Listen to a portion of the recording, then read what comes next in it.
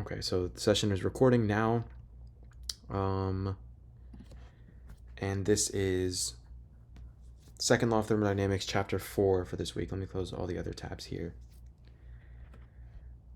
All right, so this is a PowerPoint slide that I made. This will be uploaded to the Google Drive as well. And it's sort of an unfinished product at the moment, just because I haven't added like all the images that I would like and bolded like certain keywords and stuff. But I'll have that down for sure and have that uploaded as well to the Google Drive, like I said. But for the last impromptu session that I held in the Discord on Friday to help some people out last minute with the homework, what I noticed is that a lot of people like basically had no idea more or less of what microstates and macrostates are, which is not good. It's a very, very important concept to understand for not only just the quiz upcoming, but for the exam as well. So this week really kind of takes those multiplicity, macrostates, microstates concepts from week 3 and then takes them to another level when we're talking about like probability and second law of thermodynamics and specifically entropy, right? So those are the three kind of like, it's more like a one big topic here, and then entropy is kind of a subtopic for the second law of thermodynamics, right? Now, first we'll start off with probability in large systems. So this is kind of going to be initially an review of microstates and macrostates, right? So from week 3, we had this concept of microstates and macrostates, right? So what are they exactly? We can define microstates as generally, or I guess this is pretty much the definition for it, is they're individual events that happen and are accompanied by specific details about their occurrence, right? So, yeah, I'm sharing something on the screen. Oh, could you guys not see it? My bad. Hold up. Thanks for letting me know. My bad. Can you guys see it now?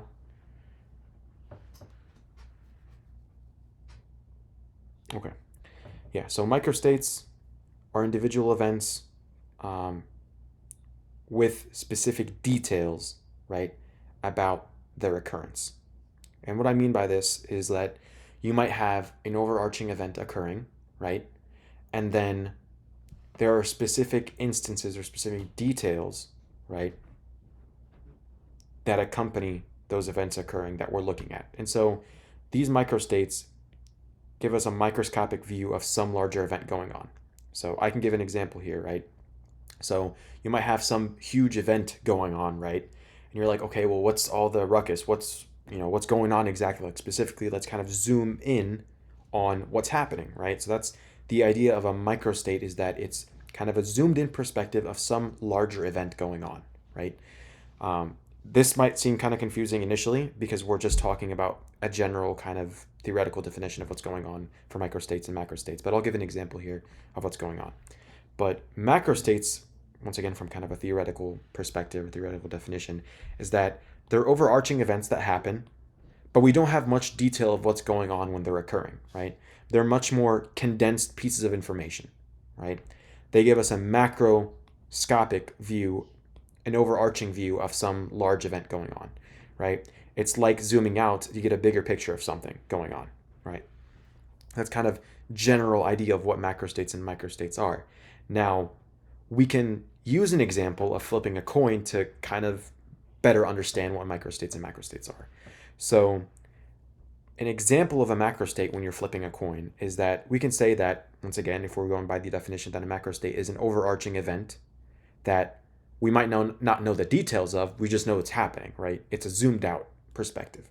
So if you flip a coin, your overarching event might be getting one head and one tail, right? Your event is 1H, 1T. Okay, so we're looking at just getting a head and a tail for a flip. Yeah, Christian, do you have a question?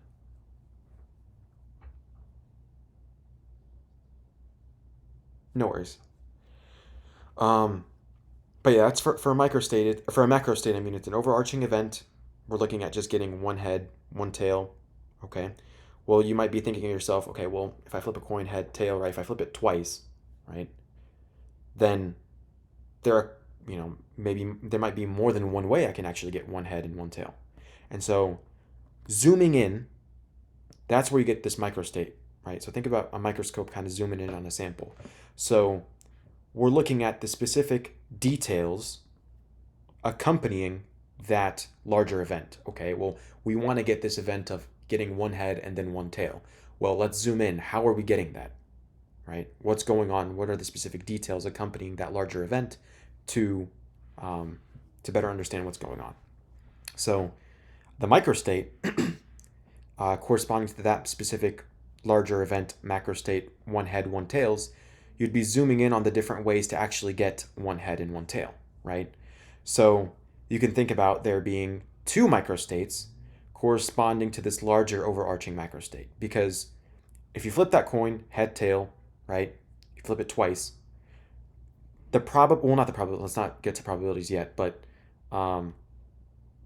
getting this event of getting one head and one tail, that's our large event that we're looking for. How can we get that? Well, there's two microstates. There's two ways we can get that. We can either get head, tails, or tail, heads. And that's heads and then tails, or tails and then heads, basically, right? So once again, your overarching event, your that zoomed out perspective, we're just trying to get one head and one tail in a row, right? Whether we get heads and then tails or tails and then heads, we can only figure that out by zooming into this microstate and then looking at, right, the different specific details, right? This would be a detail, this would be a detail, this is a microstate, this is a microstate. Those details that accompany or give us more information about this larger event of getting one head and one tail. Does that make sense and clear up a little bit just the general concept of a microstate and a macrostate?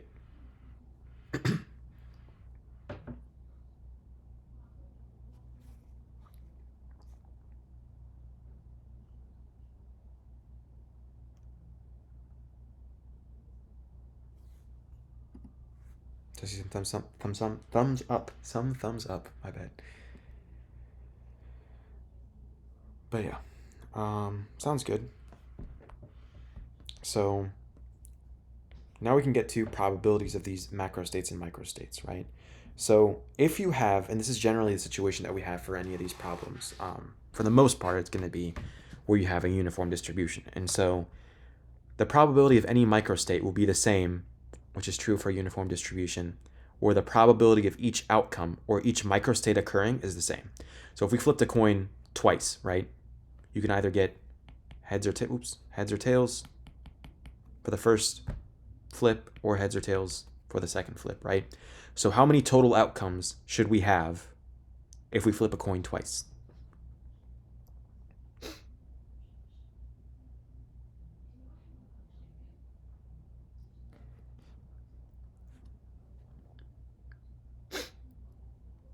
Four, excellent, right? So it's the number of outcomes, right, raised to the power of number of flips that you are doing, or number of processes, right? So 2 to the second gives you 4 total outcomes. So for each one of those outcomes in a uniform distribution, right, and that's usually, like I said, is going to be the example that we're looking at. If we were to figure out the probability of this microstate occurring, well, this heads and then tails only happens once. Tails and then heads only happens once. Heads and then heads only happens once. And tails and then tails only happens once. So you can see that each probability, the probability of each microstate, each individual detail, each of those zoomed in perspectives will be the same. It's 1/4, 1/4, 1/4, 1/4, to where if you add those all up, you get a probability of 1, which is what we want, right? So, like I said, each microstate will effectively occur once, so that the probability of any microstate is just 1 over the total number of microstates, right? So when we were saying, like, what are the total number of outcomes for flipping 2 coins, right? Those 4 outcomes, we can think of those as 4 microstates, right? 4 microstates. So the probability of any microstate would be 1 over the total number of microstates that we have, right? The thing is, though, if we're now looking for the probability of a macrostate, that zoomed out perspective, that overarching event, now we're looking for the number of microstates that will satisfy or correspond to that specific macrostate, right? So that means is, okay, well, if we're looking for a specific event of getting one head and then one tail, right? Well then, how many microstates will give us that overarching event? How many microstates, right, will give us that specific outcome of getting one head and then one tail, right? To figure out the probability of that macrostate, it's the number of microstates that will satisfy that macrostate condition of getting one head and one tail, divided by the total number of microstates that can occur. All the different possible outcomes of flipping coins, right? That's your denominator. And your numerator would just be the outcomes that would correspond to getting a head and getting a tail, right? So, like I said, if you're looking at the probability of getting one head and one tail when flipping a coin, then there are two microstates, HT and TH, heads and then tails, and tails and then heads, right? So those are your two microstates there for that overarching macrostate of getting a head and a tail in general, right? Like we said, we wrote out all those four possible outcomes. And so the probability then of getting this event, one head and one tail, would just be the total number of microstates corresponding to that specific event or satisfying that condition, divided by the total number of microstates or outcomes. So there's two ways we can get heads and tails, either head and then tails or tail and then heads. So that's two microstates, right, corresponding to that macrostate, divided by 4 total microstates, right? 4 specific events occurring in general, right? So we could say macrostate could be like flipping a coin, and so your microstates, there would be 4 of them. Or macrostate would be flipping 2 coins, right? Macrostate would be flipping 2 coins, and then your microstates would be 4 microstates. You can either get heads, tails, tail, heads, tail, tails, or head, heads, right? So if our overarching event is flipping 2 coins, then we're like, okay, we'll flip 2 coins. Well, then we want the details, right? If we want the details, specifically what's going on, we got to zoom in. We got to use a microscope, right, to figure out how are we getting, or what are the outcomes of flipping those 2 coins, right? What are our results? So we're getting heads, tails, tail, heads, tail, tails, head, heads. Those are our microstates relative to a specific macrostate, right? Does that make a little bit more sense in terms of probabilities of macrostates and microstates?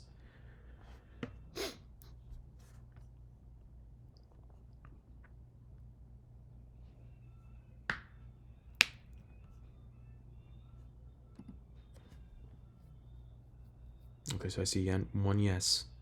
How about the rest of you guys? Does the macrostate, microstate probability stuff make a little bit more sense?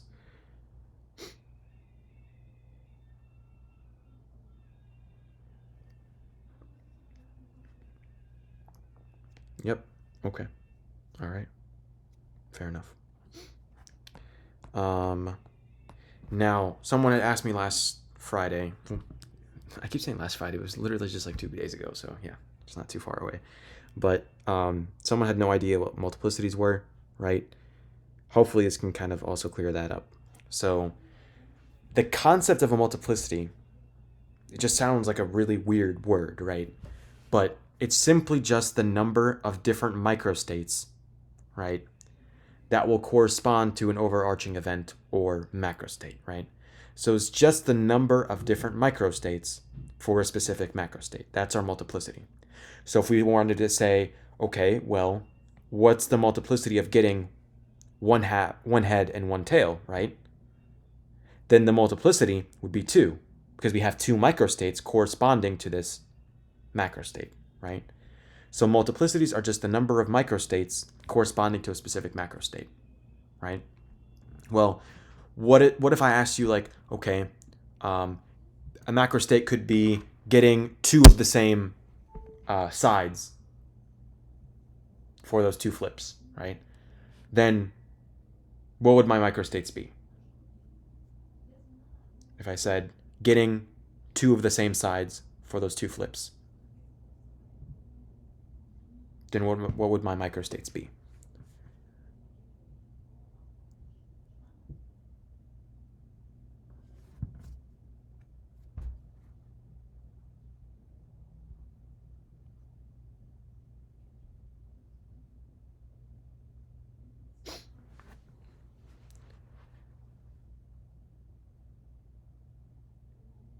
So maybe to reword it,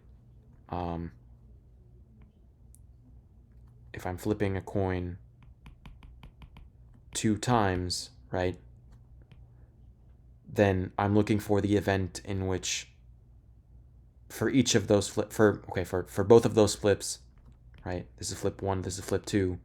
I get the same side for both. So like x, x, right? Where x and x are the same side of the coin. So how many microstates would correspond to getting the same coin side twice? If that makes sense.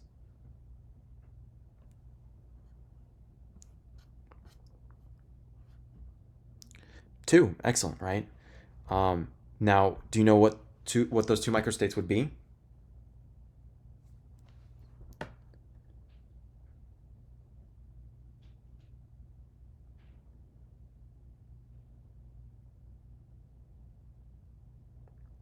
Tails and heads, exactly, right? So it's getting the same side twice. So if I asked you then for that specific macrostate, what is the multiplicity? What would you say?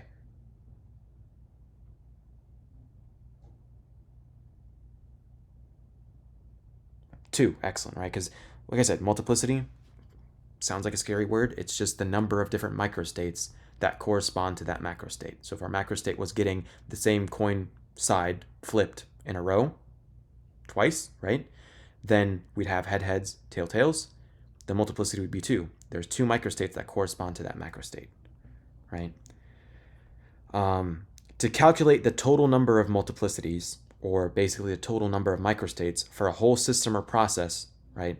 So if we think about an entire system or process, such as like flipping various number of coins, like instead of flipping 2 coins, we might flip 10 coins, right? So if we want to figure out what the multiplicity is for flipping 10 coins, then you would have to multiply together all the multiplicities for each process by each other, assuming each process is independent. And usually the situation is that it's going to be independent processes. Now, this might seem like a bunch of confusing stuff, but essentially what this means is, okay, well, if I'm looking for this event of getting one head and one tail, right? One head and one tail, then if I want to figure out the total multiplicity, right? The total number of microstates, total number of states of getting one head and one tail for just more than 2 coin flips, right? Or a large number of coin flips, for example, then I'd have to multiply the multiplicity for each process. So essentially, let's say your entire system or your entire process is 10 coin flips, right? You want to flip those coins 10 times. Well, for your first flip, right, for flip number 1, right, well, I guess I don't want to say necessarily flips like that.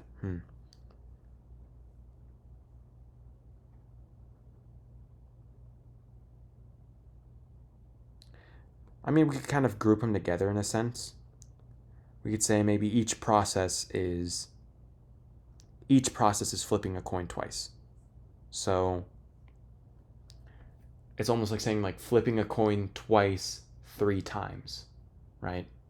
It's kind of weird. So like each process, we'll define the process as flipping a coin 2 times.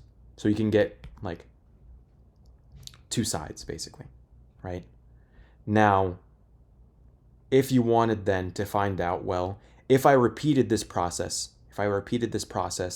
let's say 3 times, right? 3 processes, 3 times that you're flipping a coin twice, then you would just, in order to figure out how many times you're getting one head and one tail, then you take each of those processes and multiply them by each other. So for the first process, flipping a coin twice, your multiplicity, the total number of microstates that correspond to that macrostate of getting one head and one tail, would be 2, right? So if you flip a coin twice, the first time, the first process, you flip it twice, then you have 2 microstates, 2 individual microstates, right, that will correspond to the macrostate of getting one head and one tail, because you can get tails or heads, right? If we repeated that process again, right, flip 2, if we flip those coins, if you flipped a coin twice again, right, then we would still end up with 2 microstates corresponding to the macrostate, one head, one tail, right? So if we did this 3 times, for example, it would still once again be 2 microstates corresponding to the macrostate, one head and one tail. So if you did that process of flipping a coin twice 3 times, if you flipped a coin twice 3 times, right? Or if essentially, like, if you had 3 people standing next to each other and you told each of them to flip a coin twice, in order to figure out totally, right, how many times could we get these 2 microstates, you would multiply the multiplicities together, right? So person number 1, for example, process number 1, they're flipping a coin twice. The number of microstates, the number of ways that they can actually get one head and one tail is 2. Those are 2 ways, 2 microstates, tails, heads, for person number 1. For person number 2, right, 2 ways as well. So tails, heads for those multiplicities, right? Person number 3, same deal. So essentially, you would be multiplying your multiplicities together to figure out the multiplicity of the entire system. Does that make sense? So the key here is just kind of thinking of multiplicities multiplying. Multiplicities multiplying.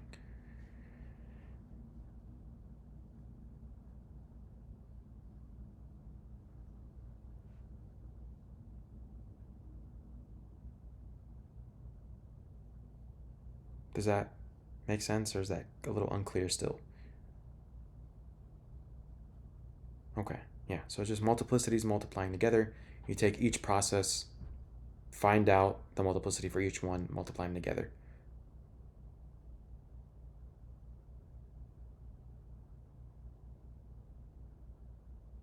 Because, I mean, think about it almost like, let's see here.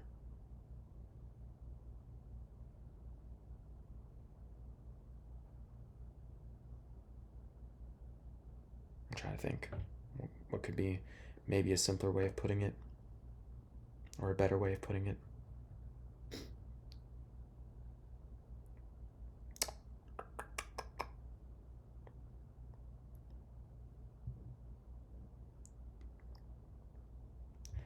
Let me go back to the reading real quick and see. Maybe there's just a better way of describing it here.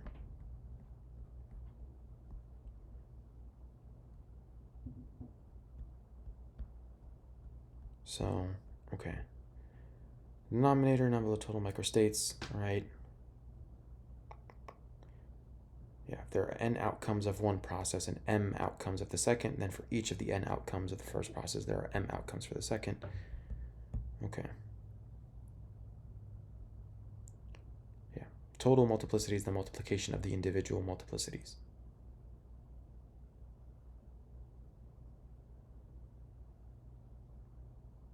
Yeah. So I guess if we said, like, all right, here's one flip, you either get heads or tails. And if you flip it again, you get heads again or tails. If you flip this again, heads or tails. That way, heads or tails, that's the microstate that corresponds to that macrostate. Tails, heads, that's the microstate corresponding to that macrostate again, right? Now, trying to think. So if we did a third flip, for instance,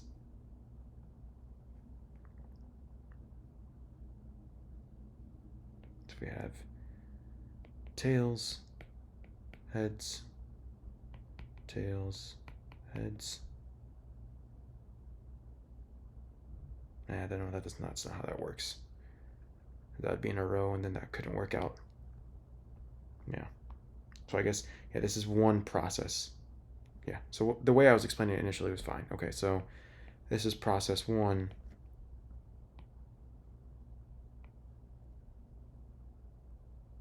Then you multiply by process 2, and you multiply by process 3. Okay.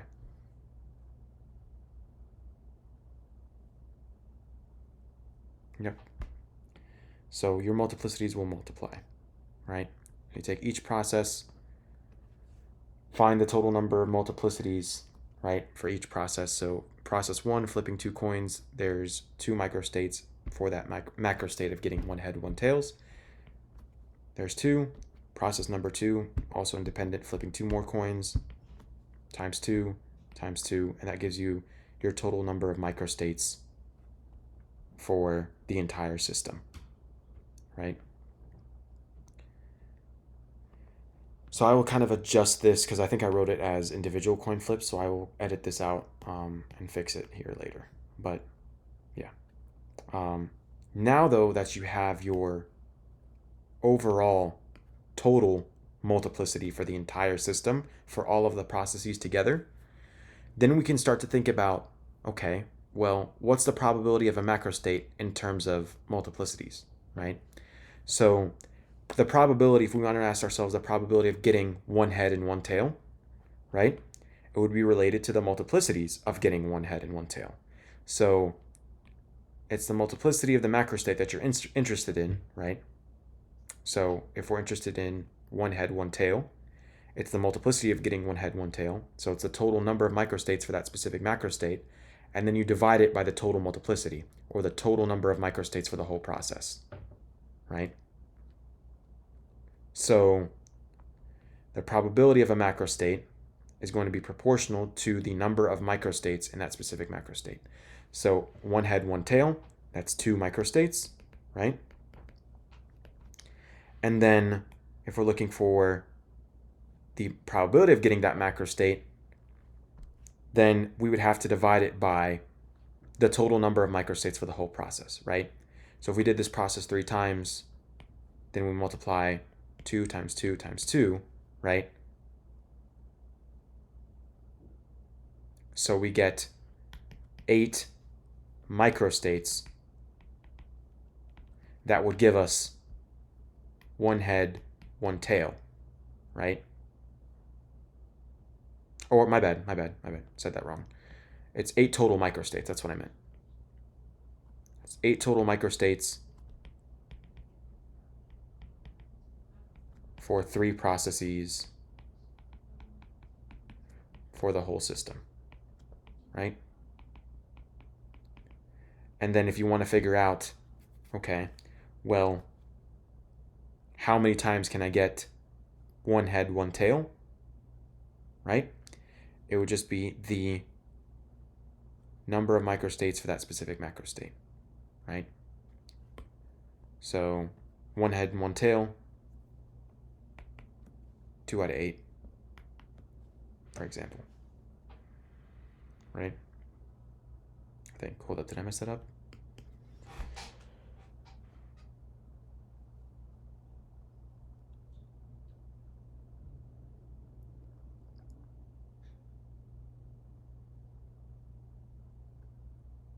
Total number of microstates for that specific macrostate.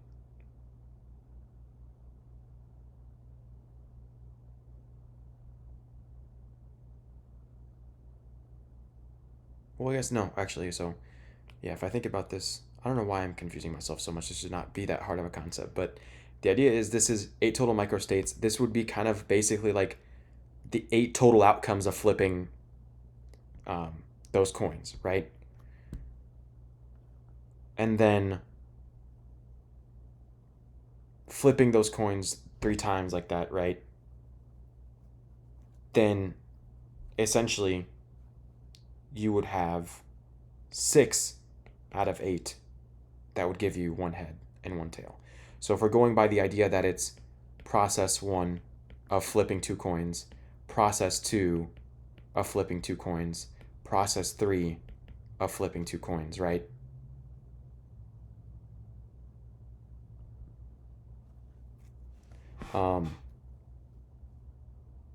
Then you have 8 total microstates, and then 6 of them, I believe, would correspond to getting 1 head and 1 tail. I think that's how that adds up.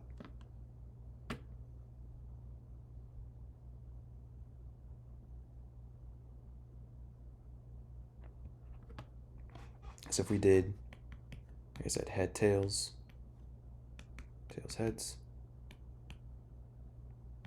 tails. So that's 1, 2, 3, 4 outcomes there, right? 2 of them being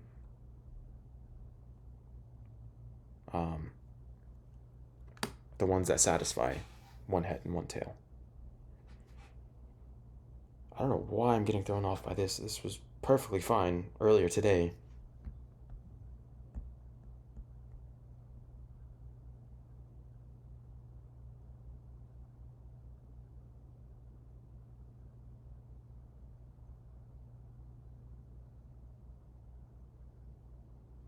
So I mean, here's the explanation for it. I don't know why I'm like throwing myself off. So they said if you have 1 head, 1 tail, that's your macrostate. That has 2 microstates, getting heads, tails, and tails, heads. And then there are 4 total microstates because you're flipping that coin twice, right? So each individual microstate will have a probability of 1/4. It's the number of microstates in that macrostate divided by the total number of microstates. Yeah. So if we were to have 3 processes, 2 times 2 times 2, that's our total number of microstates. That's 8, right?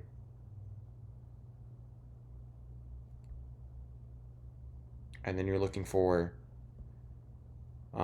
the number of microstates that would have 1 head and 1 tail. And so,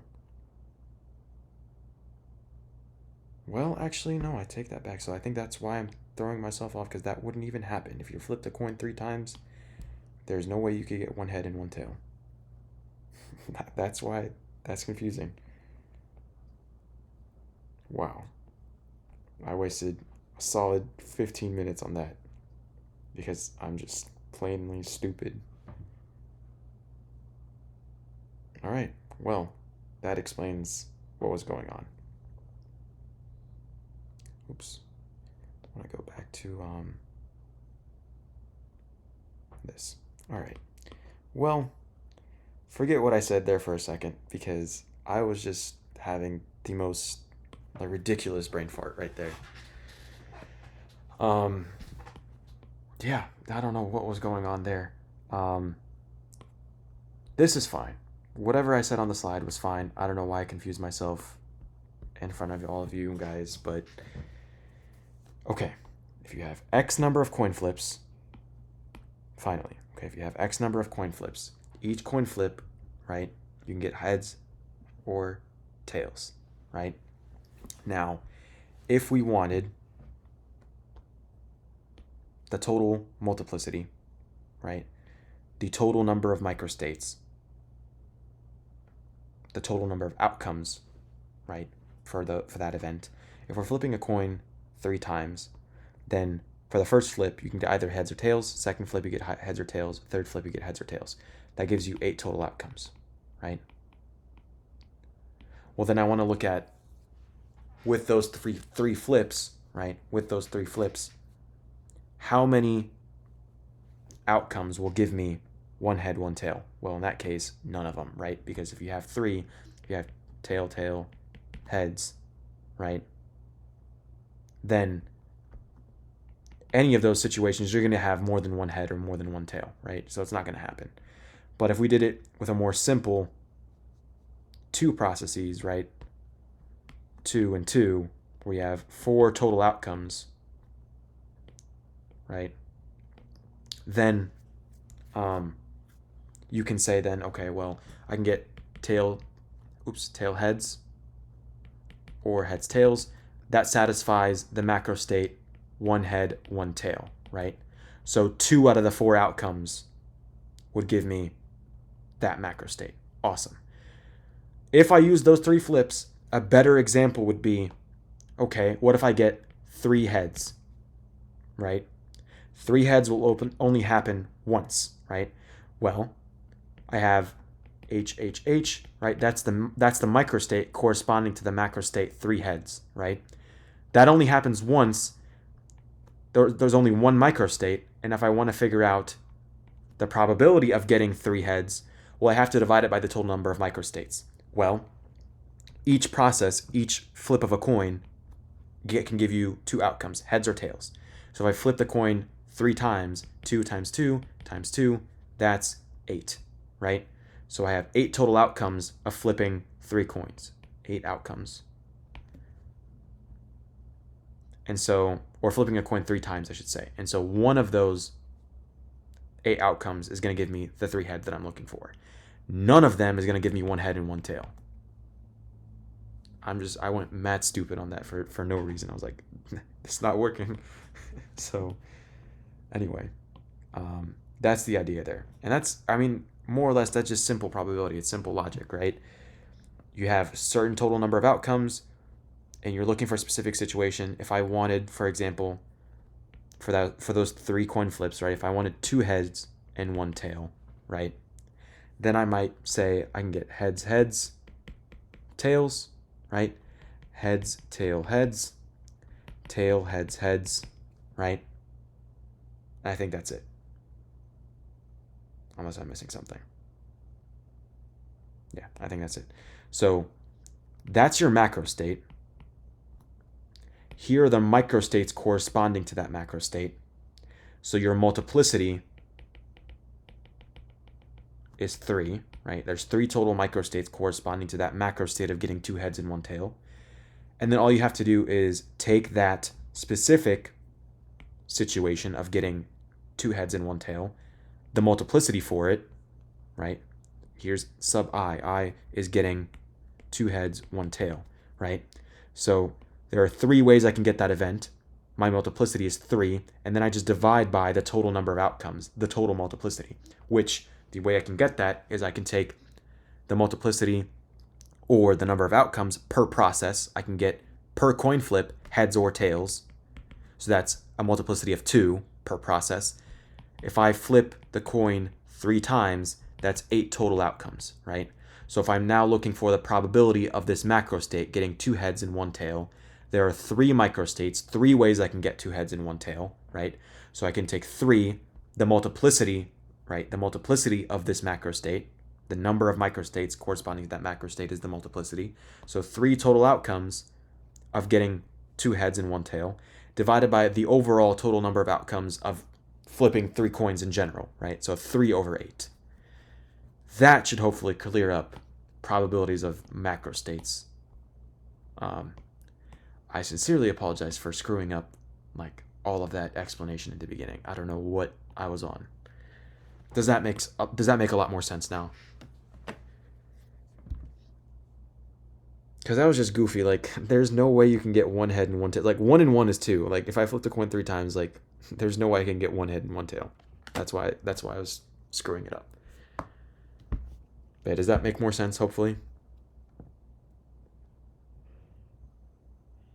All right, awesome. I see 1 thumbs up.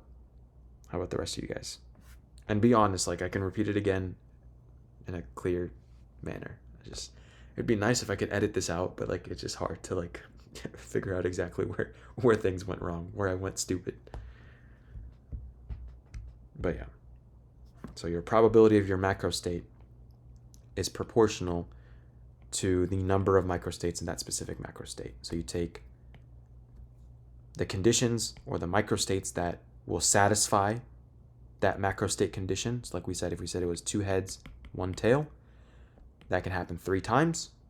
And we divide then by the total multiplicity of the entire system. So if we flip 3 coins, we take each process that's independent, right? Heads or tails, that's 2 outcomes. Heads or tails, that's 2 outcomes. Heads or tails, that's 2 outcomes. So you get 8 total outcomes of flipping 3 coins. 3 of those will satisfy that overarching event, that larger condition of getting 2 heads, 1 tail. So 3 out of 8 would be the macrostate of getting, the probability of getting a macrostate of 2 heads and 1 tail, for example. So you might be thinking, well, in general, right, we went over this coin flip stuff. How does it relate to thermodynamics? Well, with thermodynamics, we're concerned with information like the position of gas particles in a container or the distribution of their energies, right? But remember, if we're dealing with like moles of gases and stuff, there's a lot of molecules. And so it's difficult to keep track of all those individual molecules and the individual ways, right, that they can store energy, individual ways that they can take up space in the container, etc., right? So it'd be difficult to keep track of those microstates, quote unquote, right? The different ways, the different details accompanying larger events, right? So if we wanted to say that certain molecule of gas is storing a certain amount of energy, right? Or let's say this mole of gas is storing a certain amount of energy, well, then you have to take into account all of the molecules and how each molecule will store that energy, all the different ways and stuff like that, right? Which is a lot of information to keep track of. But then you're like, okay, well, how about instead of looking at microstates, let's look at macrostates, right? Because microstates is too detailed, that's too much, right, to focus on. Keeping track of every single possible location, every single option, right? That's like looking at the different ways that you can get those conditions for flipping a coin, right? So if I said I just want 1 head and 1 tail, that happens twice, right? But I'm just looking at one macrostate, one overarching condition. I don't want to have to zoom in on every single molecule. I don't want to have to zoom in on every single coin flip to look at all the different ways I can come up with that macrostate, right? But like I said, even if we look at macrostates, they still wouldn't be meaningful because the probability of some of these macrostates isn't really good. And so, or at least they're not meaningful probabilities, right?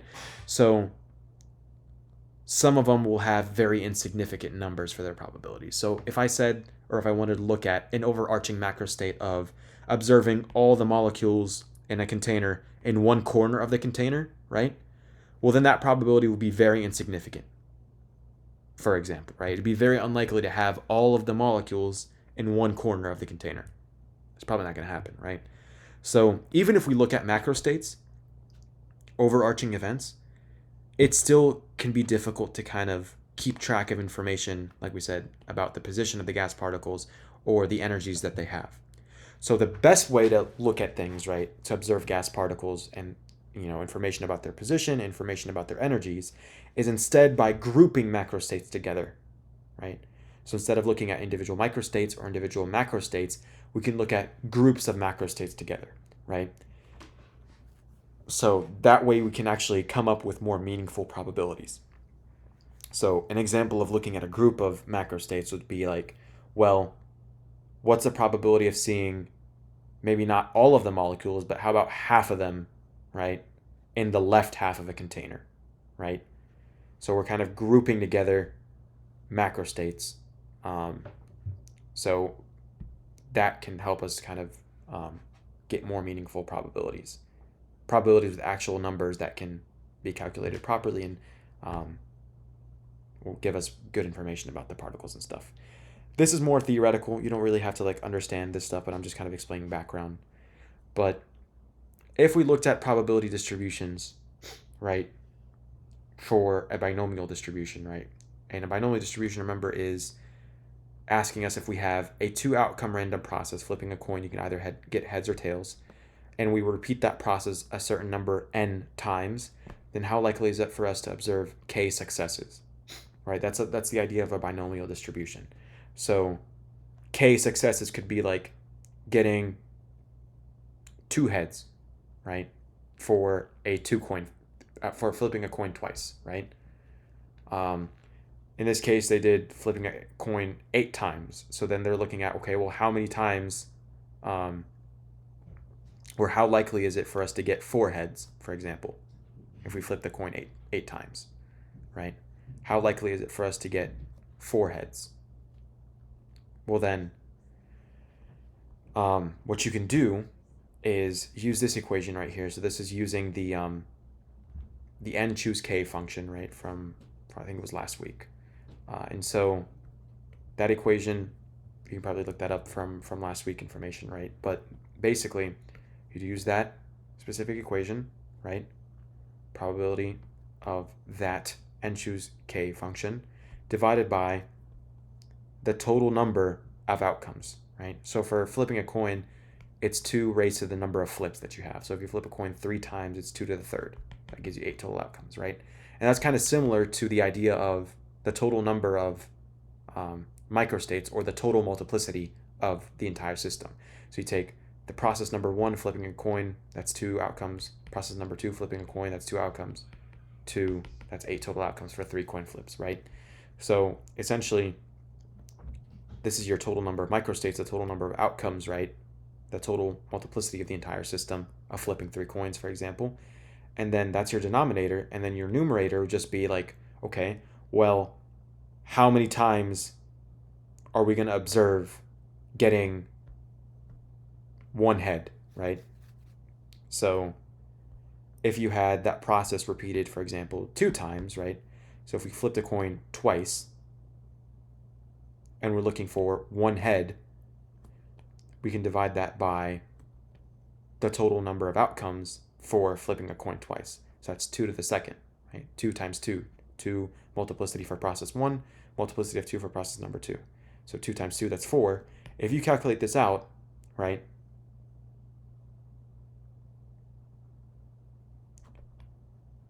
you should get 2 over 4 there, right?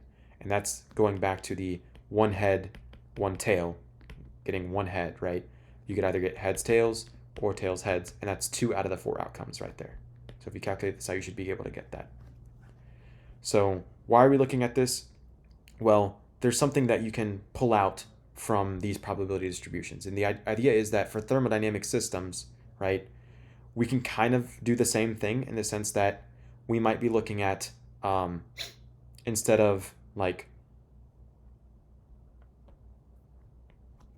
this n being n times you flip a coin, you could be looking at Avogadro's number of molecules, right? Or just n number of molecules in general, right? Well, we can do this similar probability distribution for thermodynamic systems, and we could say we could have like a mole of coins, right? Or Avogadro's number of coins. Or if we have more than 1 mole, then we'd figure out the total number of molecules of coins, or total number of molecules of particles, right? Or total number of molecules of a gas, my bad. And say we want all of those molecules to be quote unquote heads, right? Or we want all those molecules to be in a specific position or have a specific energy or something, right? If you were to calculate this out, this specific probability, right, where you'd have 2 outcomes, maybe 2 positions, for example, of a particle, right? And you have n number of those particles, so 2 to the n on the bottom there, right? That's maybe the total number of different positions that you can take on. And then you do this n choose k function, you have total number of particles, and then how many particles that you want taking up that specific position, right? You would find really quickly that the probability is super, super, super small, right? So that's why, and that's kind of an explanation as to why individual macrostates, looking at them is inefficient, and it's better to look at groups of macrostates, right? So it's kind of reiterating that concept. But the reason why we're looking at these binomial distributions and why it's important to kind of analyze their shape too, is that you have to realize that the most likely macrostate is right in the middle, right? So you can see here the most probable macrostate, getting 4 heads or getting 5 heads, for example, the most probable macrostate is right in the middle there, right? So we can derive a very important concept from these probability distributions of coin flips and for particles in thermodynamic systems, right? Flipping a coin is just a static process. Thermodynamic systems are more dynamic, right? They can exchange energy. The particles that have, different positions in thermodynamic systems, etc. Now, the idea that we can derive from this binomial distribution shape, that it has the most likely macrostate in the middle, is that we can say there are two rules for thermodynamic systems. If a system is already in a really likely macrostate, it'll probably stay there. If the system is in an unlikely macrostate, it will tend to move to macrostates that are more likely, right? So if a specific particle is in a likely macrostate, it'll probably tend to stay there. If it's not, it'll move and shift itself to occupy or have a better or more probable macrostate, right? Now, that doesn't mean that those unlikely macrostates have a probability of 0, right? Or that it's unlikely for a particle to take up other microstates, or other macrostates, my bad. A system could still explore those other macrostates, but the general idea is that that system will approach or try to come to the most likely macrostate. That particle is trying to come to that most likely macrostate. It can explore other macrostates as it wants, but the idea here is that it wants to achieve the most likely one. And this is kind of similar to a simple random walk that we did from last semester, right? So for a simple random walk, particles can diffuse out to like different distances, but on average, most likely they will end up back where they started, right? That was the idea of a simple random walk. But that's it for this idea of probability distributions, microstates and macrostates, probabilities and stuff like that. Now, we can move on to the second law of thermodynamics, right?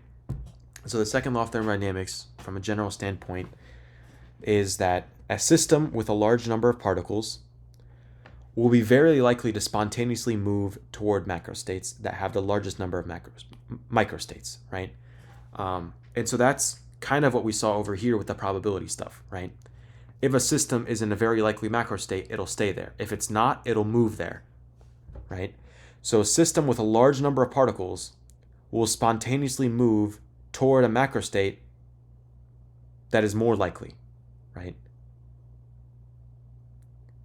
And specifically, right, it'll move to a macrostate that has the largest number of microstates or particle arrangements, right? So if we think about macrostates, once again, being related to like your multiplicities, right? Remember what we said about the probability of a macrostate? It's the multiplicities for that specific macrostate, right? The total number of microstates for that specific macrostate divided by the total number of microstates, or the total multiplicity of the entire system as a whole. Well, if, for example, we were looking at, I want to use the coin flip example stuff again, but I don't want to mess myself up again. But essentially, let's say like one outcome is one macrostate is more likely than another, right? Then if you're at an unlikely macrostate, that macrostate, by the definition of the probability of a macrostate, right? If the probability of the macrostate is 1 out of 4, for example, right? You're at that macrostate. That particle's at that macrostate where it's 1 out of 4, right? A more likely macrostate could be 3 out of 4, right? Well then, that numerator, notice the numerator is the number of microstates, right? So 1 out of 4 versus 3 out of 4, well, it's 4 total outcomes, or 4 total microstates for that process, right? But then for this macrostate, the probability is 1 out of 4. And this macrostate, the probability is 3 out of 4. This 3 has a higher multiplicity. It has a higher number of microstates total, right? So just by going to a higher macrostate probability, you end up having to go to a macrostate that has to have a higher number of microstates. So a higher macrostate, right, means a higher number of microstates, right? So that's the idea there for second law of thermodynamics. You're going to tend to want to move towards arrangements or macrostates that are a higher probability, and therefore they will have a larger number of microstates or particle arrangements, right? Now, there are some assumptions and hidden rules regarding the second law of thermodynamics. Number one is that it's kind of stated in the beginning here, is that you must have a large number of particles. The law only applies when this is the case. We have a large number of particles. Number two is that the system is only exceedingly likely to move towards the state of the most particle arrangements, or towards the state that has the larger macrostate probability, right?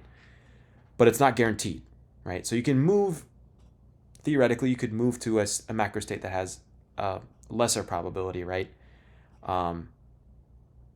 But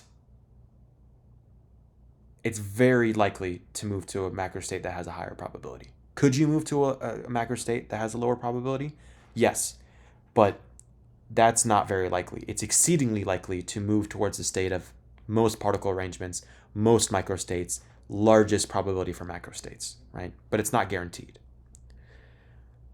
Third assumption here, or third rule there, is that the probability of moving to low multiplicity macrostates is not zero, right?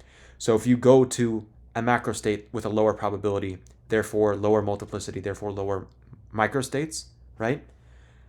The probability isn't necessarily zero. It might be really low, but theoretically you could still have particles that will take up those less likely macrostates, those less likely microstates, those less likely multiplicities, right? But it's just very unlikely to do so. Does that make sense so far with the second law of thermodynamics? Any questions?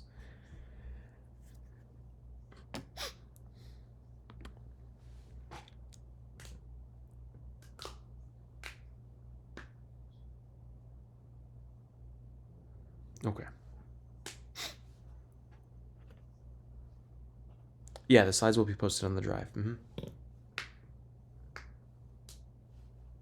Makes sense for everyone else as well?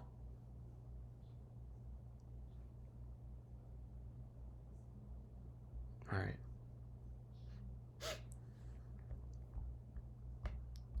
So now we're getting to the concept of entropy. So what is entropy, right?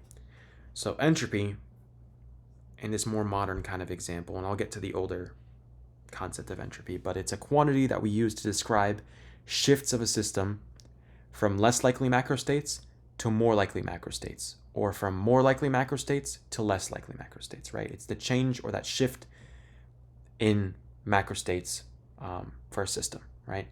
It's a quantity that also helps us describe if a process is going to be spontaneous or non-spontaneous. So if you remember this from chem, this is where that comes in.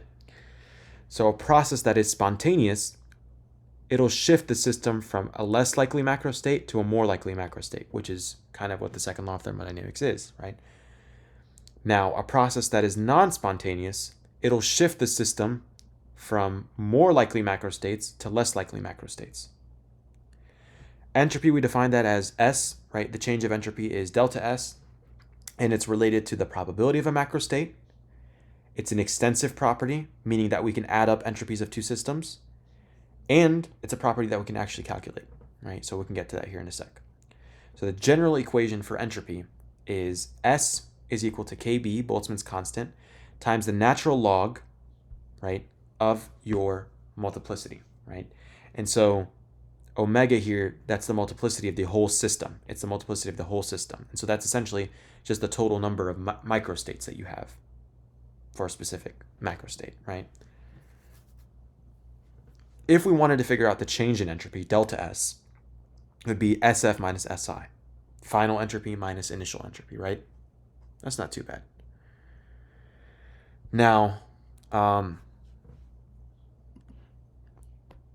if we expanded that using this equation, it'd be saying like, okay, Boltzmann's constant Kb, natural log, final multiplicity minus Kb ln initial multiplicity, right?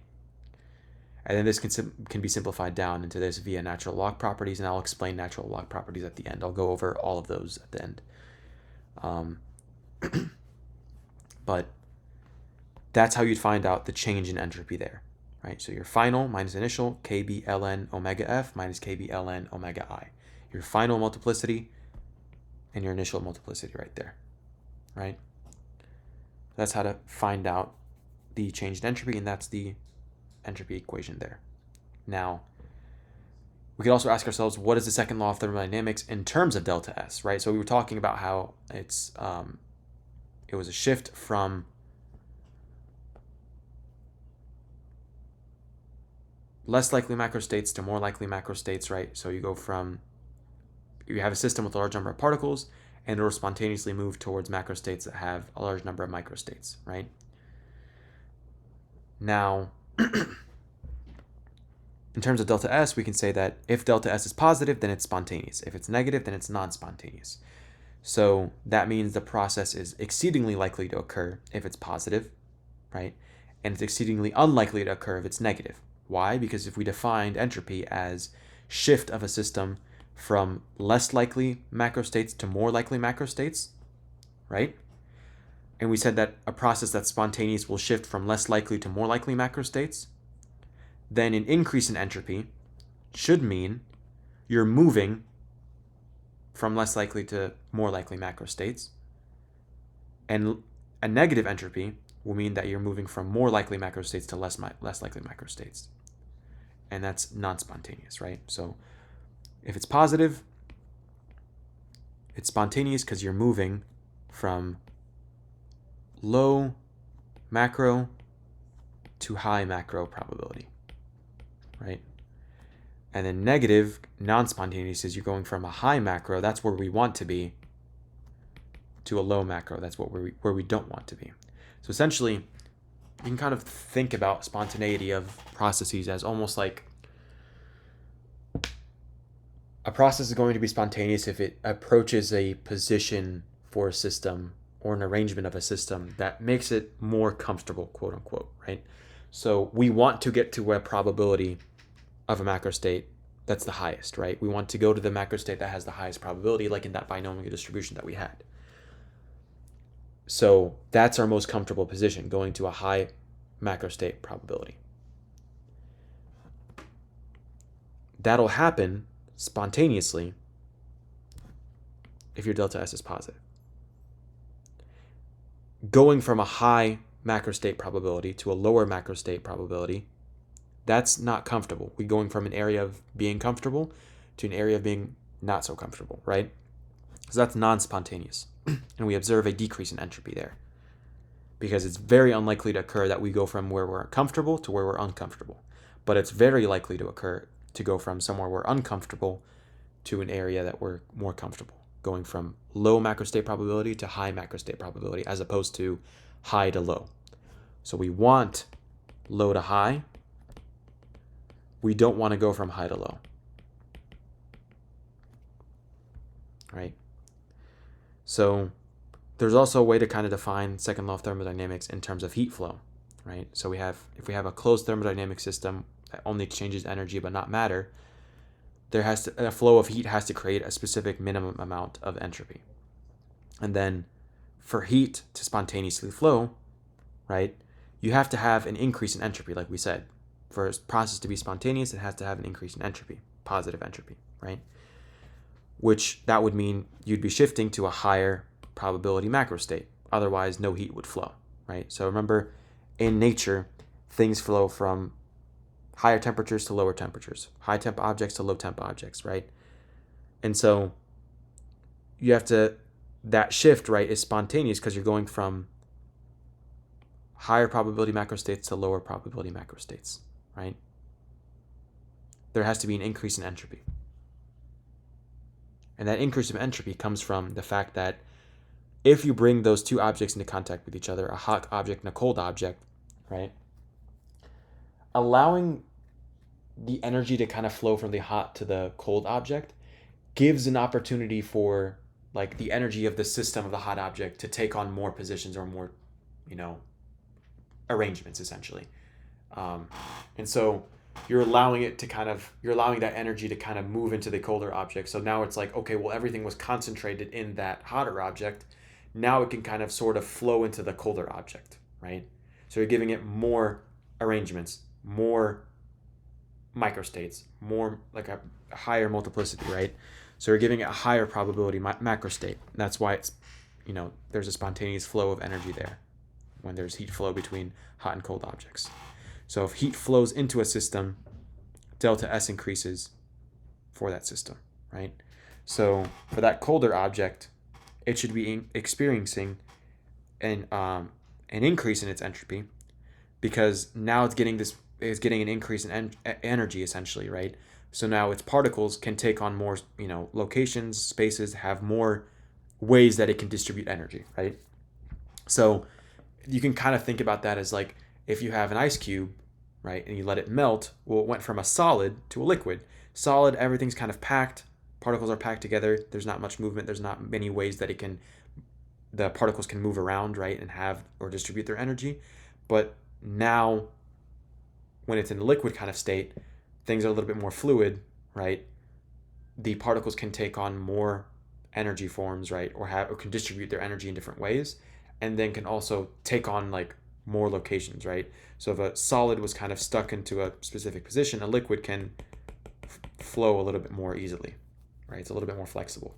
So heat flowing into a system, right, going from solid to liquid, right, heat flowing into that system will increase the entropy, because now you're allowing it to shift to a higher probability of macrostate, a higher number of microstate, a higher number of ways that the particles can be arranged, and a higher number of ways that the energy can be distributed, right?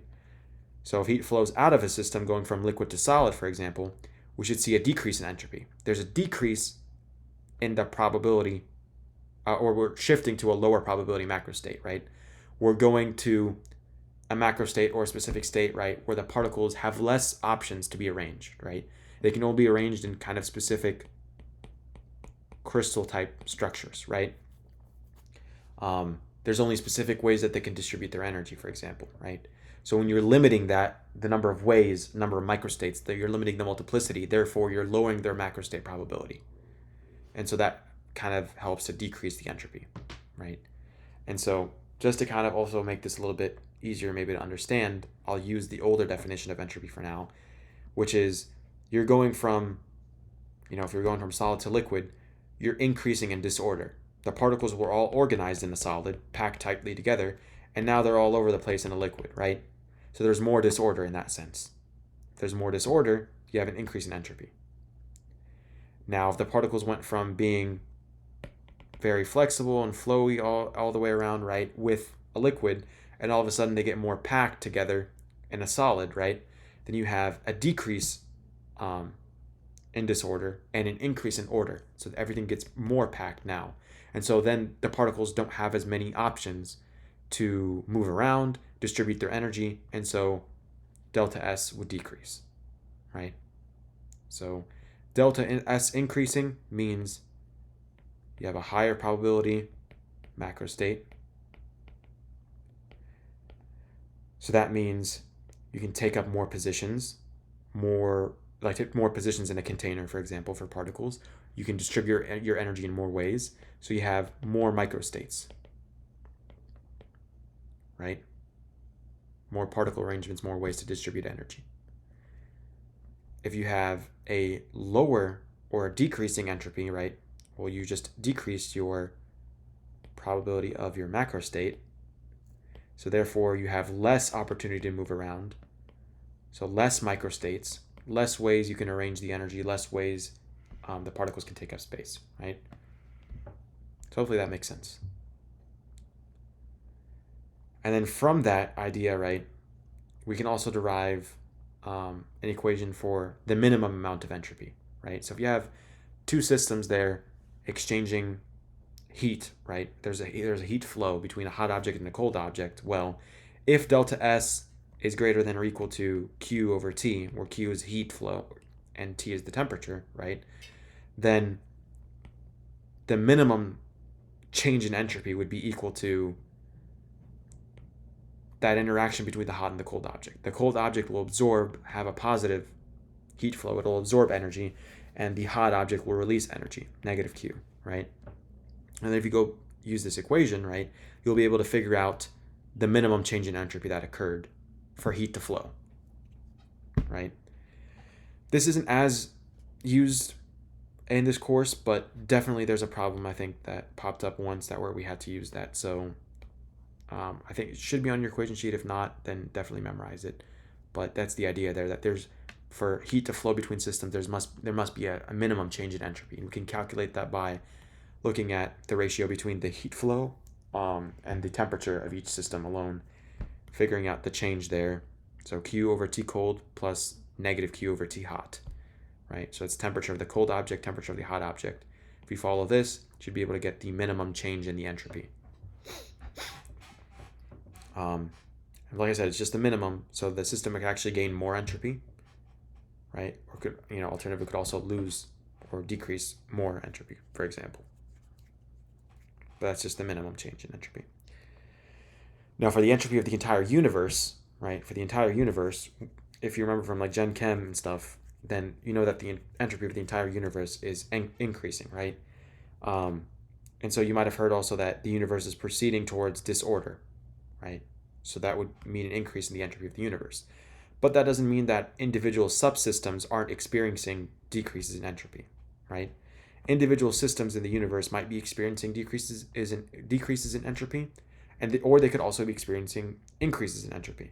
But as a whole, if you add up all those delta S's for each system, right, even if delta S is negative here, right, when you add them all up, you should eventually find out that the entropy of the universe is actually increasing. It's greater than 0. So that's the second law of thermodynamics as a whole, right? Now we want to get into the two types of entropy, right? This is the bulk of what the homework was kind of covering. But there's energetic and there's volumetric entropy. Energetic entropy, right? Remember, if we defined an increase in entropy as essentially a shift to a higher probability macrostate, then we also need to consider what the probability of a macrostate is dependent on too, right? So remember, the probability of a macrostate was the microstates corresponding to that macrostate divided by the total number of microstates. So it was the multiplicity, right, of your macrostate divided by the total multiplicity of the entire system, right? That was earlier on the slides. So a macrostate with a higher probability will have more microstates. Remember what we said with the second law of thermodynamics? We said a higher probability macrostate will have an opportunity for more particle arrangements. It'll have more microstates, more ways it can distribute energy, more ways it can take up positions in a container. So a macrostate with a higher probability will have more microstates occurring relative to the total number of possible microstates, right? So it'll have a really high numerator, right, compared to the denominator. We can also think about entropy delta S as being related to the number of microstates in that sense, right? Because if we have that equation from before, right, S is equal to KB ln your multiplicity. Well, the multiplicity is the total number of microstates corresponding to a macrostate. So the entropy is actually directly related to the number of microstates that you have.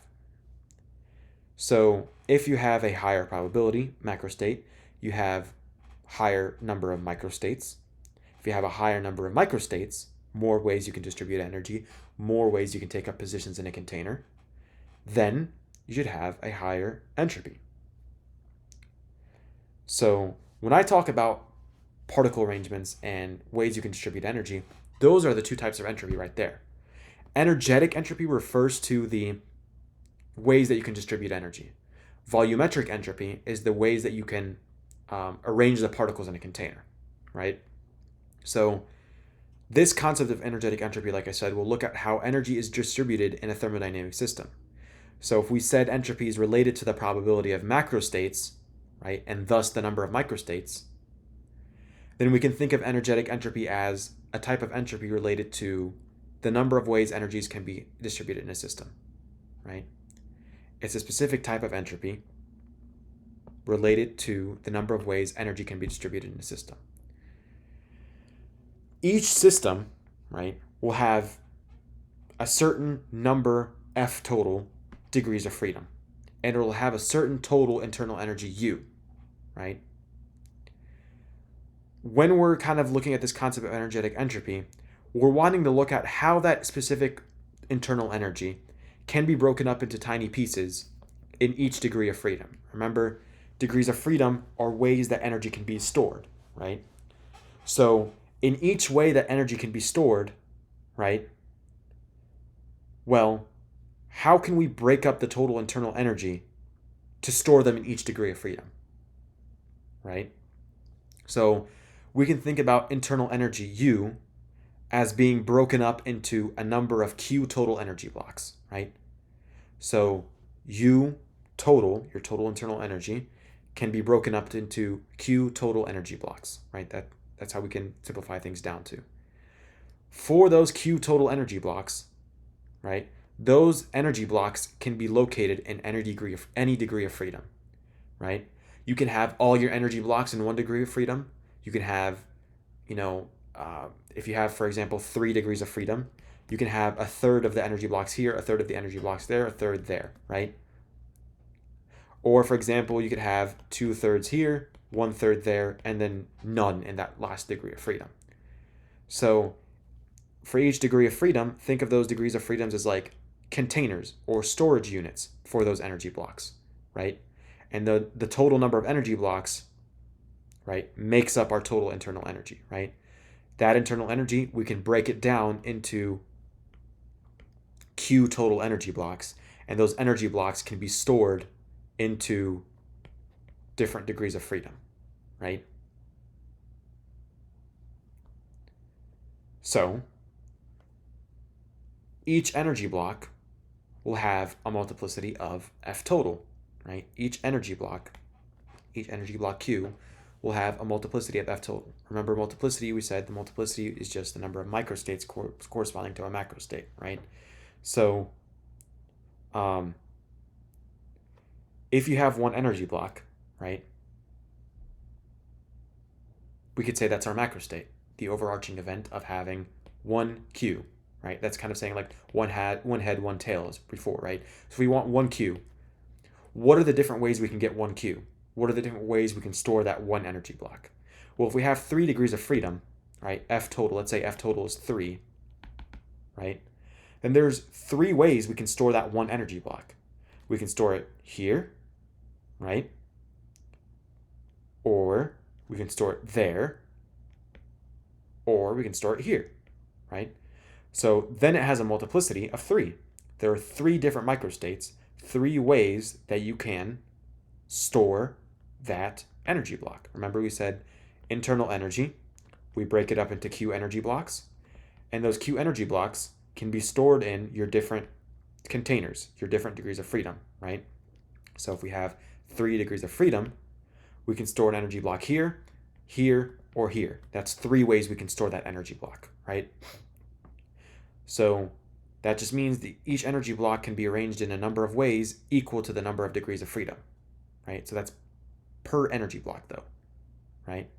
So like I said, if we have 3 degrees of freedom, for every energy block, there are 3 ways to store that energy, right? For every energy block, there are 3 ways to store that energy. So what if we have 2 energy blocks then, right? What if you have 2 energy blocks? There'd actually be 9 total ways you can store that energy.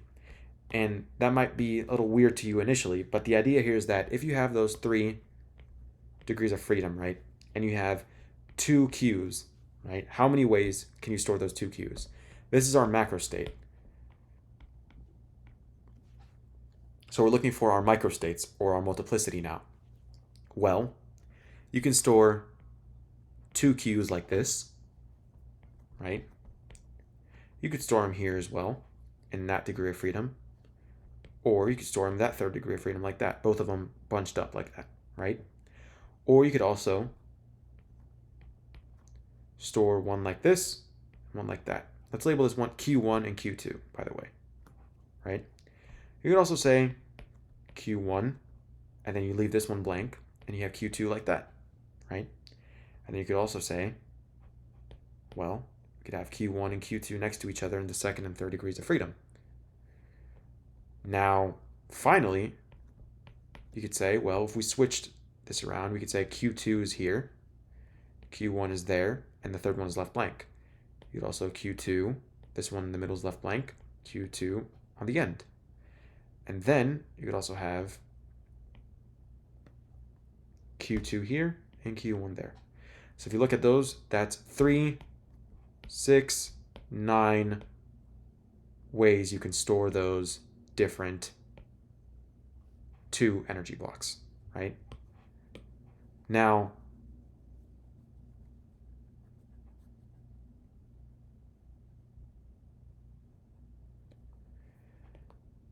you might be asking, well, how do I figure that out without having to write those outcomes out every single time, right? Well, it would just simply be this equation here. We can develop an equation to figure out the total number of ways we can store those energy blocks, right? This is what we call the energetic multiplicity. It's the total number of microstates that we can store that macrostate. It's the total number of ways that we can store 2 energy blocks. 2 energy blocks is our macrostate. How many ways can we store them? That's our energetic multiplicity. Those are energetic microstates, right? So we can calculate that by doing this equation here at the bottom. Your energetic multiplicity, omega is your multiplicity, by the way, is equal to, well, you remember from earlier, multiplicities multiply.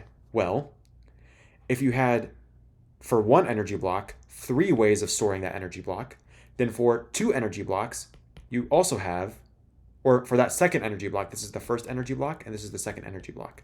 For that second energy block, you still have 3 ways of storing it. Well, multiplicities multiply, so 3 times 3, that gives us 9 total ways, 9 microstates, that we can store that macrostate of 2 energy blocks, right? And so that's only for 2 energy blocks. Well, what if we have a ton, right? So you take the total number of degrees of freedom raised to the power of your total energy blocks, right? So if I have 3 degrees of freedom, 1 energy block, that's 3 for my energetic multiplicity. 3 microstates, 3 ways I can store that macrostate of 1 energy block. If I have 2 energy blocks, that's 3 squared, that's 9, right?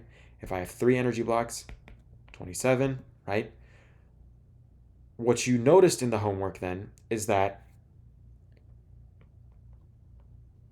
you were dealing often with a large number of molecules, right?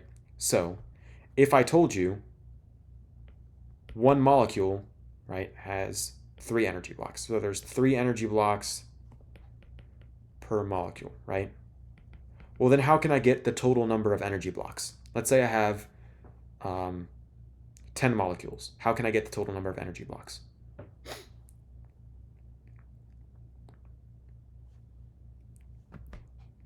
I'm asking, by the way.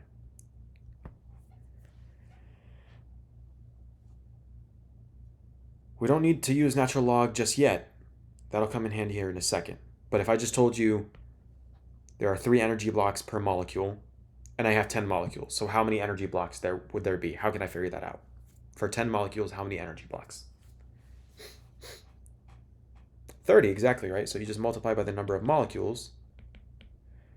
Molecules cancels out with molecules, so you have 30 total energy blocks for 10 molecules, right?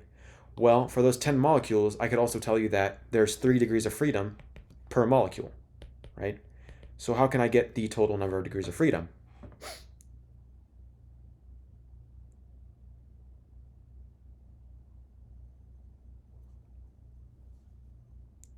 Yep, exactly. You just multiply by the number of molecules again. So 30 molecules multiplied by the degrees of freedom per molecule, that gives you 90 degrees of freedom. So now, if I have 90 degrees of freedom for those 30 molecules and 30 energy blocks, right? How can I figure out my energetic multiplicity? How can I figure out all the total number of microstates, all the total number of ways that I can organize 30 energy blocks?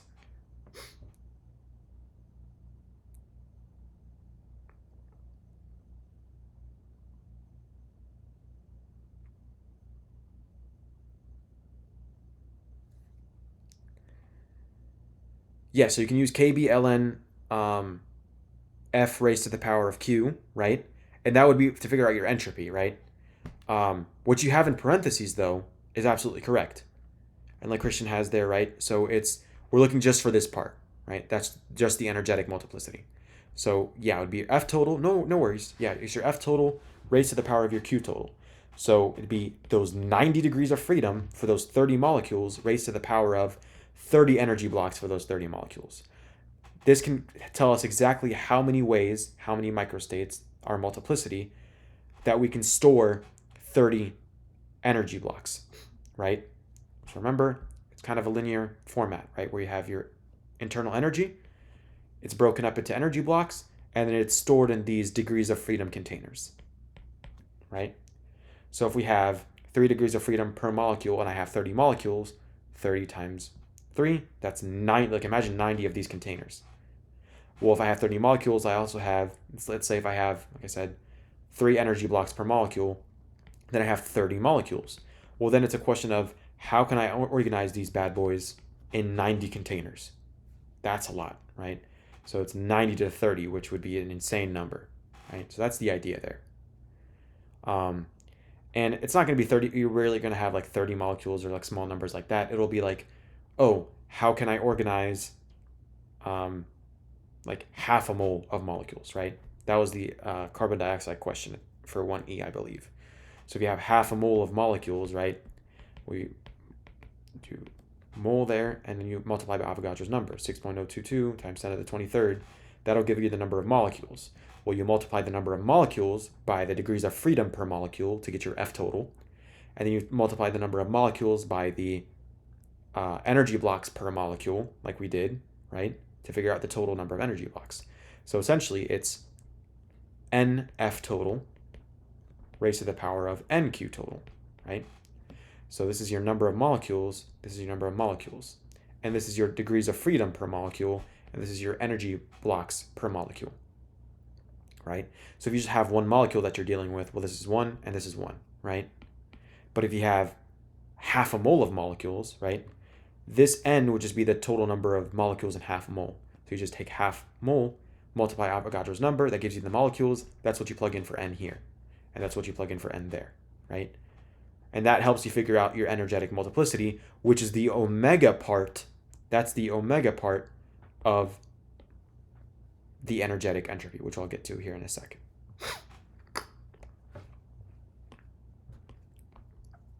But does that make sense overall for the energetic multiplicity?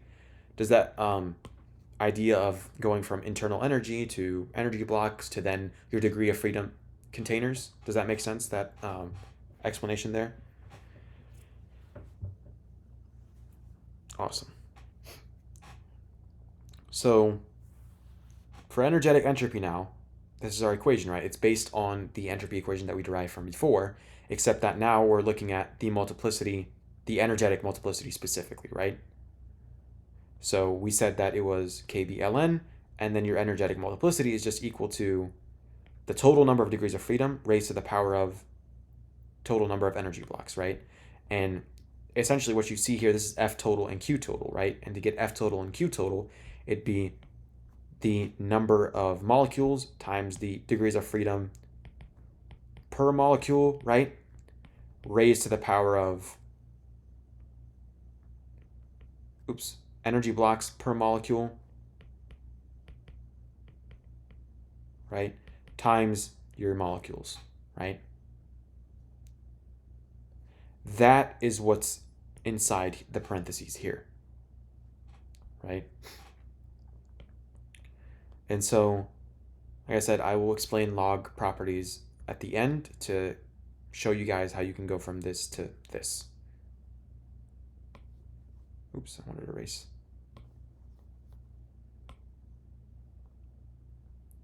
A question about how questions are worded when asking for the energetic and volumetric multiplicity.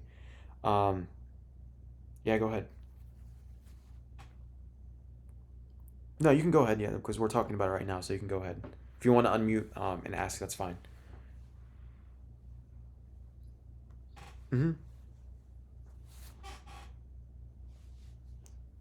Mm-hmm.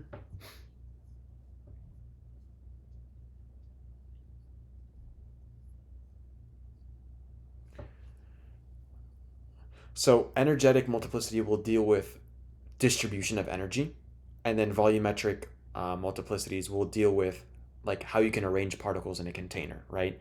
And then if they're asking you, like, because I saw you kind of messed up a couple of times with figuring out like the energetic multiplicity versus the energetic entropy, right? So if they're asking for energetic entropy, you do this whole thing, right? You do this whole equation right here. But if they're asking for energetic multiplicity, right? Remember, multiplicity is just the number of ways that you can essentially store that energy, right? So you would simply just do this part of the equation, which is that f raised to the power of q, or nf raised to the power of q n, right? Or nq. But if you send me an example of a problem where you kind of got confused on the wording for it, I can help out with that as well. So if you want to like look that up real quick and then like post it in the chat or something, I can take a look at that just so I have some context. But yeah. Okay, awesome. But yeah, obviously knowing that energetic entropy is related to the number of microstates or individual ways we can distribute or store energy, we can develop this equation, like I said. Omega energetic, right? That's your energetic multiplicity. And that's just the number of microstates or individual ways we can achieve a certain macrostate event, or that's basically the number of microstates or ways we can store a number of energy blocks, right? Like I said, F total is the total number of degrees of freedom. Q total is the total number of energy blocks. If you know the number of degrees of freedom or energy blocks per molecule, then you need to multiply each of those. You need to multiply F and Q each by the total number of molecules to get the total degrees of freedom and the total energy blocks respectively. So your F total is the number of molecules times degrees of freedom per molecule, and your Q total is the number of molecules times energy blocks per molecule. Right? So that's our energetic entropy. Not too bad. Volumetric entropy, we already kind of did the work of how to like derive this concept of entropy and everything like that. But with volumetric entropy, we can now directly just define it, right, as just another form of entropy. It's just that now it's a property that's going to describe ways that we can physically distribute molecules in space. So energetic entropy was looking at how we can distribute energy, right, of the system. This is looking at how we can literally like move around the molecules in different places in a container volume, right? So instead of looking at the ways we can distribute energy for energetic entropy, we're looking at the ways we can physically distribute the particles in a volume or space. And as usual with entropy, right, it's going to be related to multiplicities, macrostates, microstates, right? So we said entropy, right, was shifting from lower probability macrostates to higher probability macrostates, right? So macrostates, once again, are related to your multiplicities. If you have a higher multiplicity, you have a higher macrostate, right? And then, well, actually, so for entropy, you're moving to a higher probability macrostate. So if you have a higher probability macrostate, you have a higher multiplicity, you have higher microstates. And with that higher multiplicity, based on that equation from before, right, in general, that omega, that multiplicity, if that increases, your entropy increases, right? Now, how do we know all the different ways a molecule can be arranged in a container? How can we figure that out, right?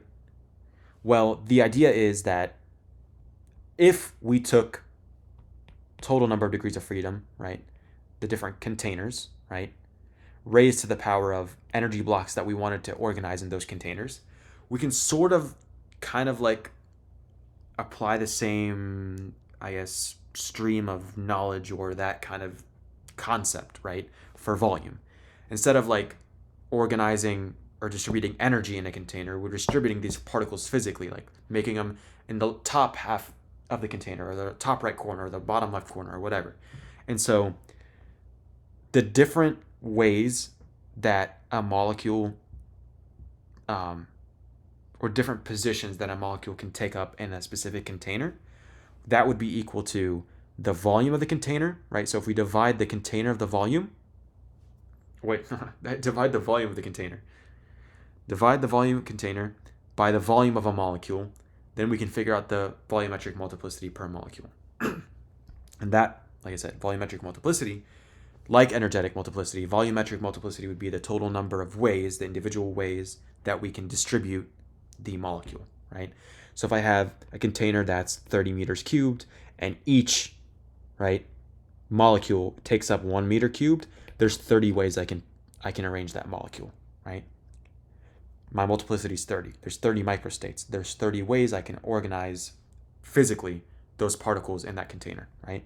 That's my volumetric multiplicity. It's the number of microstates corresponding to an overarching macrostate that there are n molecules in the container. I have n molecules in the container just like I had Q energy blocks. Okay, how do I organize Q energy blocks? I can organize them in different ways with these microstates into different degrees of freedom. How can I organize n number of molecules?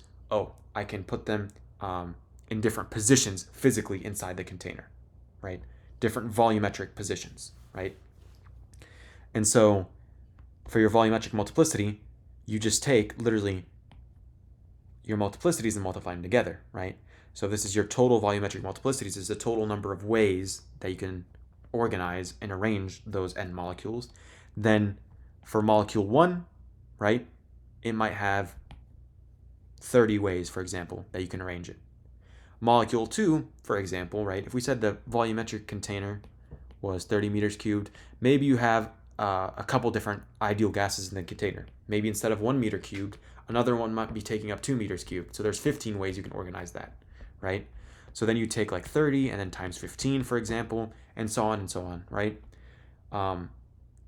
But usually we're dealing with just one type of molecule, right? And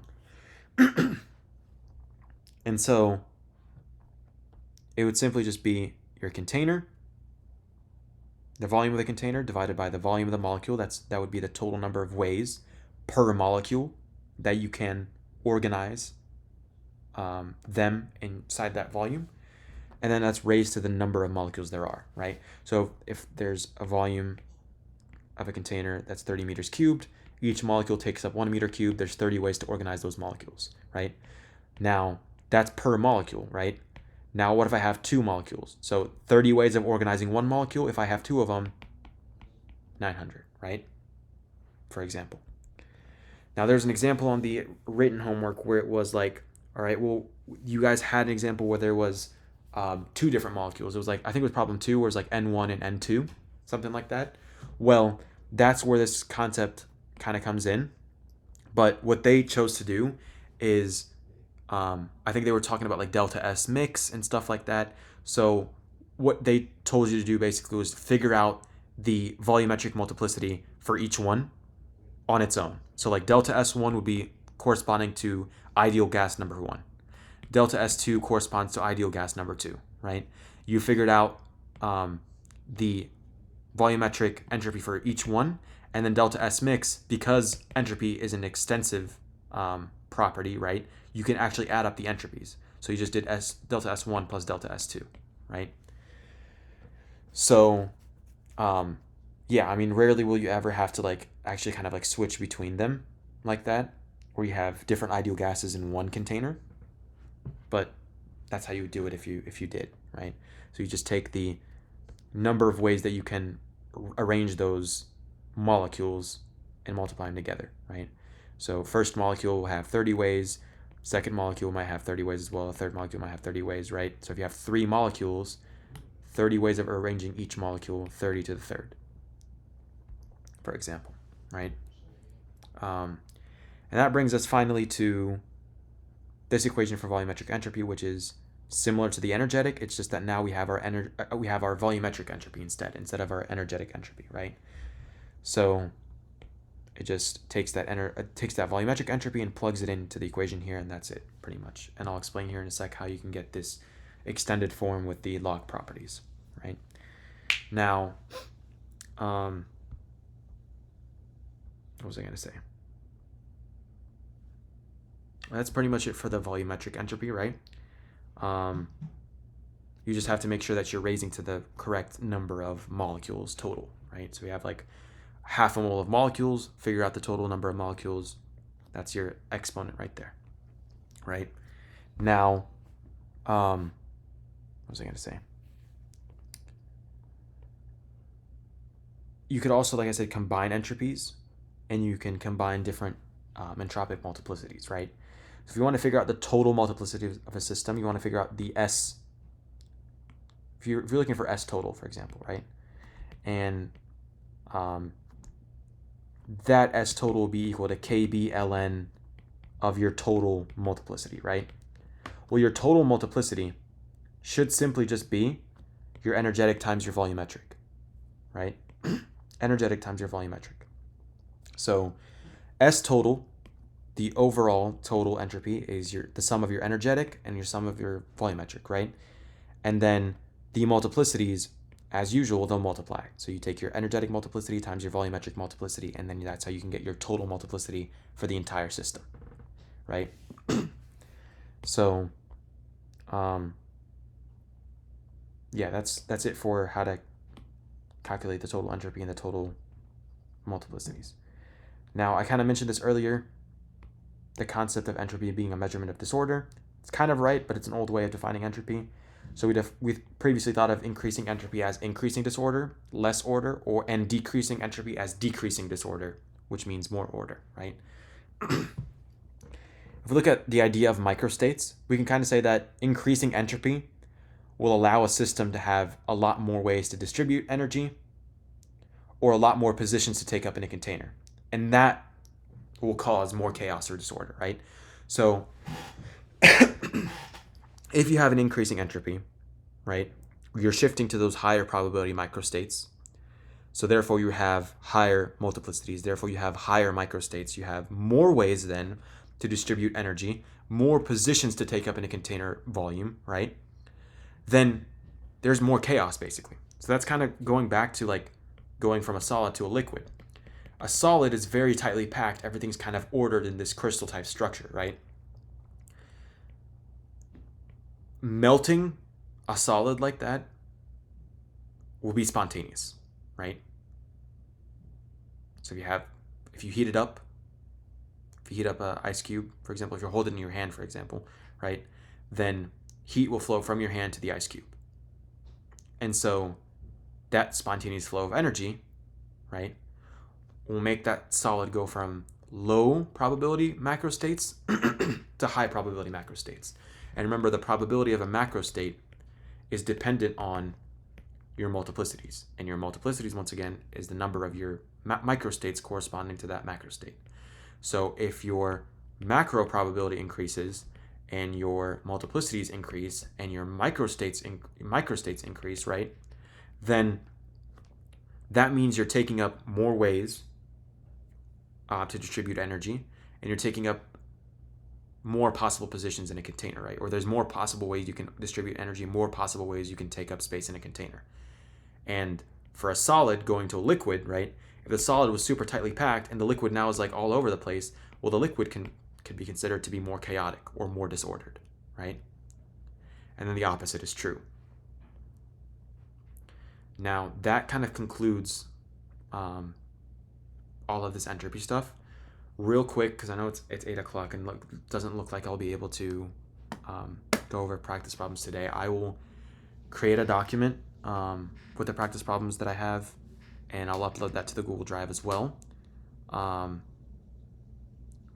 But yeah, because I just have work that I need to get to, like urgently, unfortunately.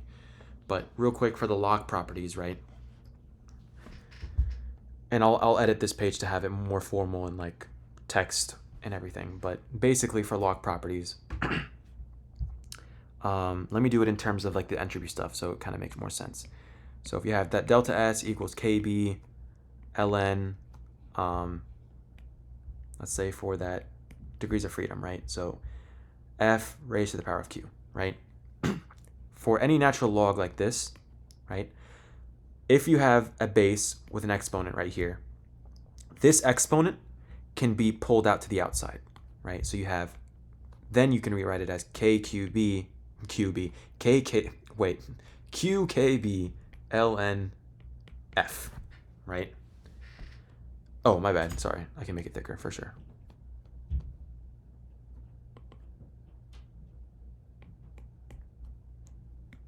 Well, that's not thick enough.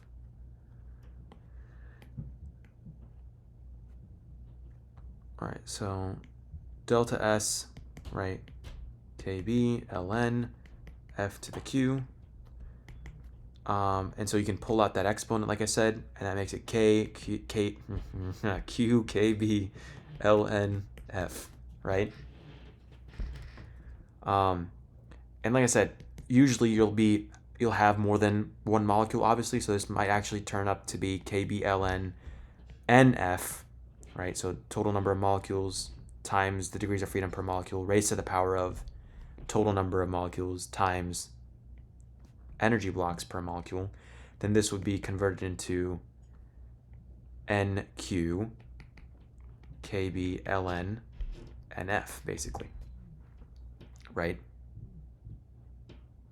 Now, what you're mentioning about R, the ideal gas constant, right? The idea is that if this number of molecules just so happens to be Avogadro's number, right? So if you had 1 mole of an ideal gas, 1 mole would mean Avogadro's number of molecules. If this N just so happens to be Avogadro's number of molecules, right? Then you can rewrite it as Na KB, and then there's your Q as well, right? So if this was NaQ, then you can pull out that NaQ on the outside here. Now, based on some derivations I did in the past PowerPoint that you can look up, right? In the ideal gas equation, what essentially happens after you kind of manipulate it a little bit is that you see that R, your ideal gas constant, divided by Avogadro's number is equal to your Boltzmann's constant. So if you multiply it over, NaKB is equal to R. So when people were getting that overflow error on the written homework, right, the way you could have solved it is that NaKB, you can simplify that to R. So you'd have QR, ln, NF, right? Because then that R is just 8.314 instead of like 6.022 times 10 to the 23rd times 1.38 times 10 to the negative 23rd. Like that's just a bunch, right? So NaKB, Avogadro's number times Boltzmann's constant, you can simplify that to R. So that's a neat little trick there as well, right? Even if you don't directly, even if you aren't directly dealing with 1 mole of molecules, right? If they told you like half a mole, well, in order to even get the number of molecules anyway, you're doing 1/2 mole times Avogadro's number, right? And then that'll give you your N. Well, instead of getting this N, if you want to simplify things, you could essentially rewrite it as like half NaQ, where half Na is the number of molecules, right? In which case, then you can bring out this whole thing, and then you would essentially get 1/2 NaQ KB, or let me actually write it as NaKBQ, right? And then ln NF, right? In which case, this becomes R, so you have 1/2 RQ ln NF, right?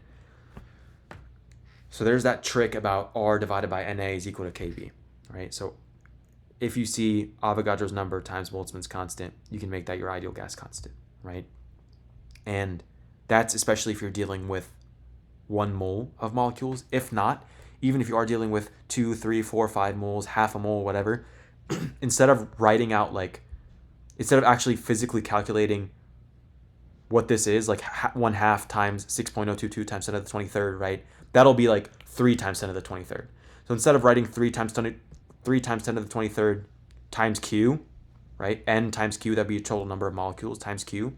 Instead of writing 3 times 10 to the 23rd times Q, what you can write out is just half times Avogadro's number, which is what you would have done anyway, right? And if you pull that out, then that helps you simplify things down, where you get half R QLN NF, right? And N is your total number of molecules. Now, with that being said, right, this also is not just for like if you get an overflow error. It also helps with the fact that writing all those exponents is just a pain in your calculator, right? It just takes a lot of time. So if you do that, it can help like speed the process up of all these calculations. Back to the other log properties, right? Delta S is equal to KB ln. Let's say if you were looking for the change in entropy, SF minus SI, right? Well, then you have KB ln multiplicity final minus KB ln multiplicity initial, right? You can rewrite this when 2 natural logs are subtracted. You can rewrite them as whatever is on the outside, right? And then the natural log of the fraction of those two things in the parentheses, right? So omega f divided by omega I, right? And if you had this, you can rewrite it as the subtraction of those two, right? So if you subtract those two natural logs like this, you can have whatever's outside of the natural log be constant, and then whatever's inside is just the division of whatever was inside. So kbln omega f minus kbln omega I, you can simplify that to kbln omega f divided by omega I, right?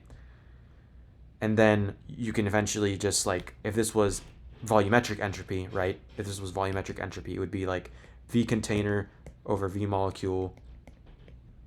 This is F and this is F. Well, it's not needed. F isn't needed because your molecule is going to be constant across both, right? Raised to the power n divided by V container I over V molecule raised to the power of n. And so V molecule end up canceling each other out, and so you're just left with V container F raised to the n over V container I raised to the n, which can be further rewritten as V container F over V container I raised to the power of n, right?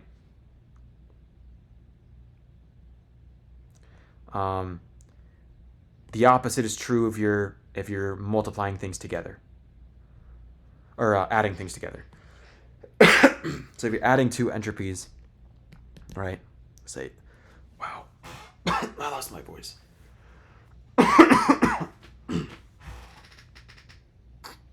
Wow, I cannot speak. S1, like plus S2, for example, right?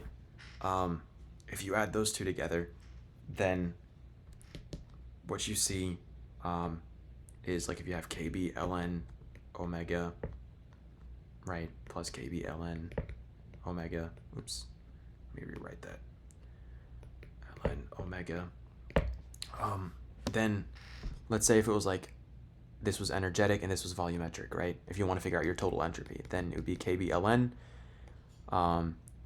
You can multiply the two. You multiply the inside, right? So instead of division for, like, when we subtracted the two entropies, we did division. When we add the two entropies, we do multiplication on the inside, right? And if you have this format, you can revert it to this format, right? And those are pretty much your natural log properties and tricks for everything that you would need to solve any of these types of problems and manipulate everything around. That is, I believe, the end of the session, so I will go ahead and stop the recording. But that's it for those that are watching online, and then anybody who has any questions can reach out to me as well. Email me, DM me on Discord, on GroupMe, or whatever, and I'll be happy to answer any of your questions.